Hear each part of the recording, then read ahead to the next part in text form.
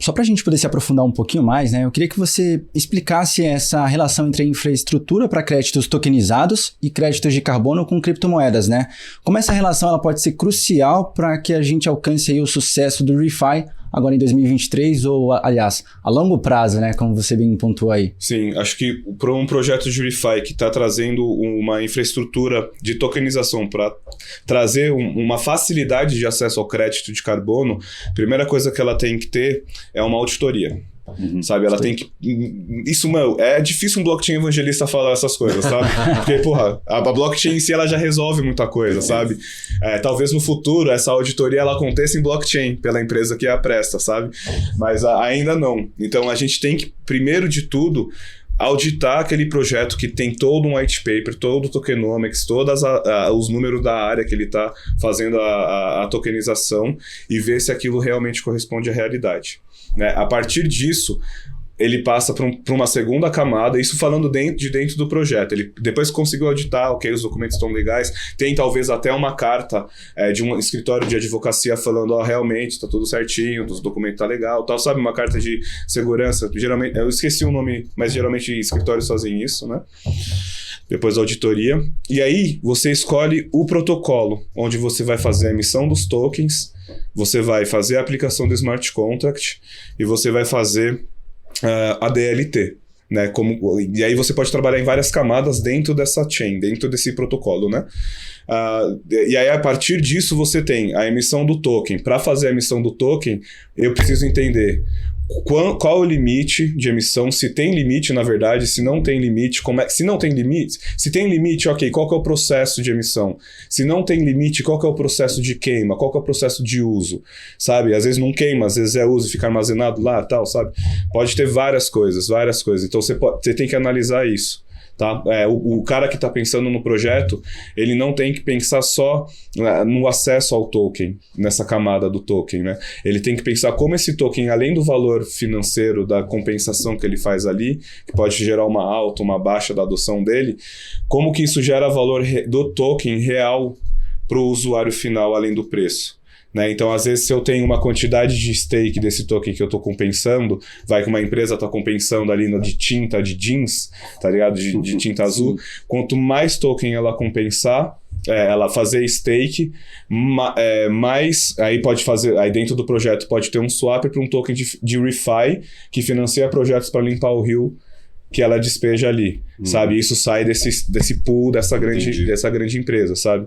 Aí isso é na camada do token. Na camada do smart contract, como que acontece a distribuição desse pool dessa grande empresa? Né? Porque a gente pensa em smart contract, ele não é auto-executável 100%.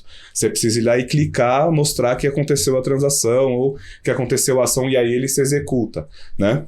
E aí ele solta os valores, né? Então tem que pensar nessa camada. E na camada da DLT é entender se vai tudo direto para Layer 1, né, já direto ali no protocolo dele. Isso custa pra caramba. Não, imagina. Né? Aí eu posso fazer várias, pagar MyTick, né, baratinha, faço ali no começo, provo pro cara que tá na chain, depois passa pra camada 2, ou pra camada 1, né, e aí já é um outro sistema.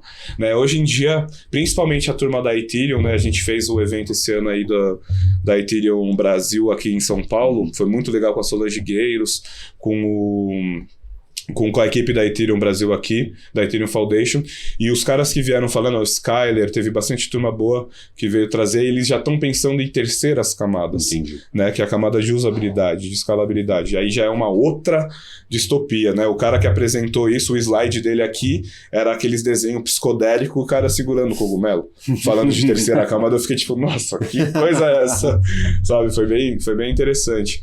Então, essa infraestrutura para o token de carbono é o que vai dizer... O cara pensando isso e comprovando que ele tem, é o que mostra para a gente, como usuário final, que é um projeto legítimo. Entendi. Sabe? Essa é a infraestrutura que eu quero ver. Qual que é o protocolo, qual que é a distribuição do token e gestão desses tokens, e como que isso é registrado permanente, né? Porque hoje a Ethereum, por exemplo, ela se baseia totalmente no usuário. Então, você se basear totalmente em Proof of Stake, né, e muitos protocolos de ReFi estão lá, mas estão indo para outros projetos que também são 100% green, né,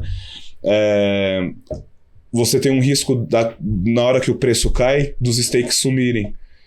Né? Aí se o stake some, você congestiona a rede por falta de aprovar transações. Né? Então é um risco muito grande que nesse ano vai vir novas atualizações para ver o que dá para fazer de correção. Né? Talvez diminuir o preço do stake, do valor do stake, são 32 Ethereums, né? ETH, que dá $60 mil, $64 mil, sabe? Se você diminui o preço, você consegue fazer mais nós da rede para aprovar, e aí o preço já não, sabe?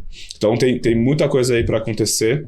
E essa questão do crédito de carbono para ReFi, para mim, é nesse sentido. É muito mais dentro da tecnologia, porque hoje em dia você consegue um terreno para fazer compensação. Se você tem uma autoridade ESG junto, você consegue o terreno até com incentivos. Com subsídio, com incentivo bastante. Tá ligado? Então, isso é a parte mais fácil do processo, sabe? A parte mais difícil é achar o projeto legítimo. Entendi.